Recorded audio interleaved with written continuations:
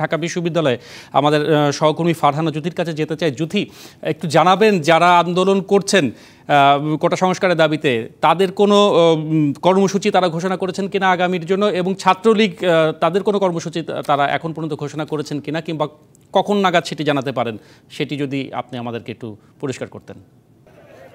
কোটা বিরোধী বা কোটা সংস্কার নিয়ে যারা আন্দোলন করছিলেন বা করছেন তারা এই মুহূর্তে ঢাকা বিশ্ববিদ্যালয়ের একদম যেই রাজু ভাস্কর্যের সামনে আছে আমি, সেখানে তাদের কোনো অবস্থান নেই। এখানে আসলে মূল অবস্থানটি নিয়েছে ছাত্রলীগ, এবং এই যে ঢাকা বিশ্ববিদ্যালয় ছাত্রলীগ, কেন্দ্রীয় ছাত্রলীগের আহ্বানে এখানে রাজধানীতে যে কটি বিশ্ববিদ্যালয় এবং সরকারি কলেজ আছে সেখানকার ছাত্রলীগের নেতাকর্মীরা এখানে এসে জড়ো হচ্ছেন, সেই দুপুর থেকেই আমরা দেখতে পেয়েছি।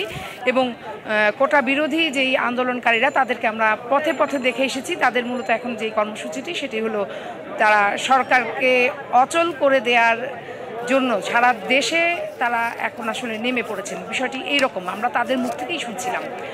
আমরা আসার পথে বেশ কিছু ভোগান্তির কথা বলছিলাম যে আমরা ভোগান্তি দেখতে দেখতে এসেছি, এবং এখন এই মুহূর্তে ঢাকা বিশ্ববিদ্যালয়ের এই রাজু ভাস্কর্যের সামনে যারা অবস্থান নিয়েছেন এরা সবাই ছাত্রলীগ, এবং এদের সমাবেশটি শুরু হয়েছে বিকাল ৩টায়, এবং এরা কতক্ষণ অবস্থান নেবেন সেটা এখন পর্যন্ত নির্ধারিত হয়নি। তবে এখানে তারা যেটি বলেছেন সেটি হলো তাদের অবস্থান থাকবে শান্তিপূর্ণ।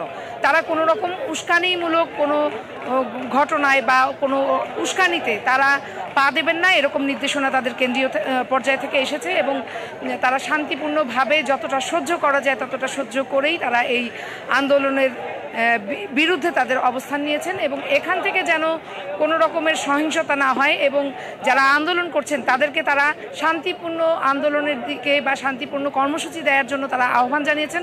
এবং তারা একটি ব্যাপার বারবার বলেছেন যে কোটা তো এখন যেই তাদের যে দাবি সেটি আসলে বাংলাদেশে বহাল নেই, কোটাই যেহেতু নেই এবং তাদের যে দাবি সেটা ইতিমধ্যে মানা হয়েছে, রায়টিও এইরকম, তাহলে আসলে তারা কিসের দাবিতে আন্দোলন করছে? এবং এই যে একটি অদৃশ্য দাবির জন্য তারা আন্দোলন করছে, এবং এই আন্দোলন করতে যে তারা শুধু রাজধানী নয় সারা দেশের মানুষকে জিম্মি করে রেখেছে।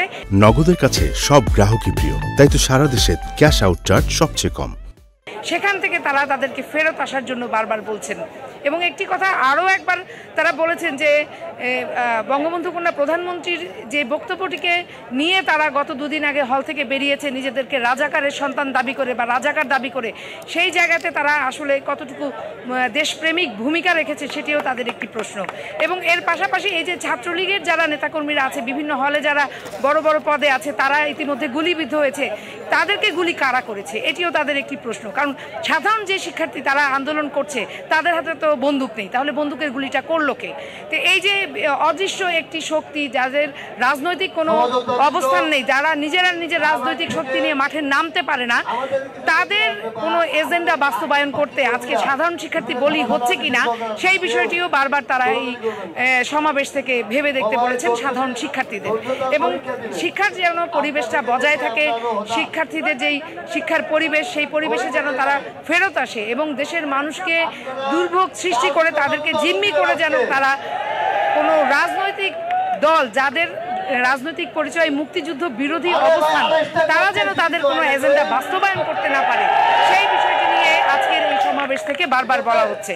তো আমরা এখন আপনাদেরকে দেখাচ্ছিলাম যে যেই ছাত্রলীগের নেতাকর্মীরা এখানে অবস্থান নিয়েছেন, তাদের যে সমাবেশ এবং কর্মসূচি সেখানে আসলে তারা বেশ শান্তিপূর্ণভাবেই অবস্থান নিয়েছেন, যদিও তারা এখান থেকে বারবার শুনতে পাচ্ছিলেন যে তাদের অন্যান্য যারা সহকর্মীরা আছেন বিভিন্ন জায়গায় তারা আঘাতপ্রাপ্ত হচ্ছেন, এবং এই আঘাত করছে কারা তারা সেই ব্যাপারেও এখান থেকে উদ্বিগ্ন, এবং তারা খোঁজ খবর নিচ্ছেন। একদম স্পষ্ট। ফারহানা জ্যোতি, অনেক ধন্যবাদ। ঢাকা বিশ্ববিদ্যালয় টিএসসির সামনে থেকে আমাদের সাথে যুক্ত হয়েছিলেন।